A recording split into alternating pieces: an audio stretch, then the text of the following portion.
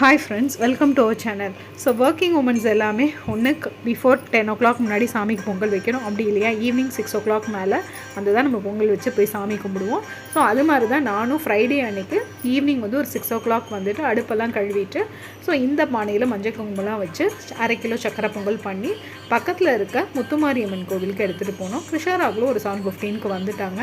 So அதுக்கப்புறம் நாங்கள் போகிற வழியிலே அர்ச்சனை, புடவை பாவாடை தான் நாங்கள் வாங்கியிருந்தோம். அதுக்கப்புறம் வந்து வளையல், மஞ்சள் குங்குமம், அம்மனுக்கு வந்து எலுமிச்சம்பழம், ஸோ எல்லாமே எடுத்துகிட்டு போய் அம்மனுக்கு அந்த பாவாடையும் சாத்திட்டு அர்ச்சனை பண்ணி சக்கரை பொங்கல் நைவேத்தியம் பண்ணிவிட்டு அங்கே இருக்கவங்களுக்கு தொன்னை எடுத்துகிட்டு போயிருந்தோம். எல்லாருக்குமே சக்கரை பொங்கல் கொடுத்தோம். ஸோ அது ரொம்ப நல்லா இருந்தது.